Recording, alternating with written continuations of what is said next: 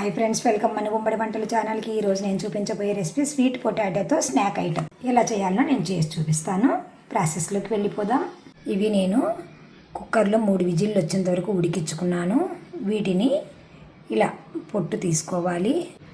ఇలా పొట్టు తీసుకున్న వాటిని బిల్లలుగా తరుక్కోవాలి. ఇలాగా పల్సగా, మీకు ఎంత పల్సగా వస్తే అంత పల్సగా చేసుకోవచ్చు. నేనైతే ఈ మాత్రం చేసుకున్నాను. దోశ పెనం వేడి పెట్టుకొని కొద్దిగా నెయ్యి వేసి ఈ బిళ్ళలను ఒకదానికొకటికి పక్కన అంటుకోకుండా ఇట్లా పెట్టుకొని 2 సైడ్ల కొంచెం సేపు కాల్చుకోవాలి. కొందరు పిల్లలు తినరు కదండి స్వీట్ పొటాటో. తినే వాళ్ళకైతే ఓకే, తినని వాళ్ళకి ఇలాంటి కొత్త చేసి పెడితే తింటారు పిల్లలు ఇష్టంగా.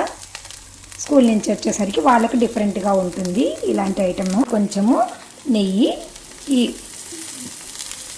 బిళ్ళల మీద వేస్తున్నాను. వాళ్ళు చాలా ఇష్టంగా తింటారండి, చాలా టేస్టీగా ఉంటుంది. మీరు కూడా తప్పకుండా ట్రై చేసి మీకు ఎలా వచ్చిందో మాకు కామెంట్ రూపంలో తెలియచేయండి ఫ్రెండ్స్. ఆల్రెడీ ఉడికినదే కాబట్టి కొంచెం సేపు మనం నెయ్యి వేసాం కదా, కొంచెం కాల్చుకుంటే సరిపోతుంది. ఇట్లా తిప్పుకుంటూ చూసుకుంటూ కాల్చుకోవాలి, మాడిపోకుండా.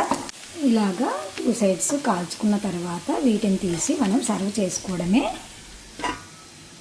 ప్లేట్లోకి తీసుకున్న తర్వాత దీనికి కారం పొడి తయారు చేసుకోవాలి.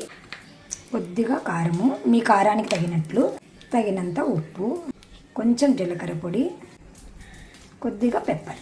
ఈ 4టిని బాగా ఇట్లా కలుపుకోవాలి.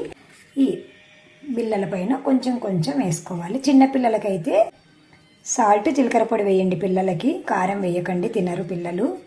ఇలా మనం స్నాక్స్ లాగా చేసిస్తే చాలా టేస్టీగా ఉంటాయి. తప్పకుండా ట్రై చేసి మీకు ఎలా వచ్చాయో మాకు కామెంట్ రూపంలో తెలియజేయండి ఫ్రెండ్స్. Bye friends.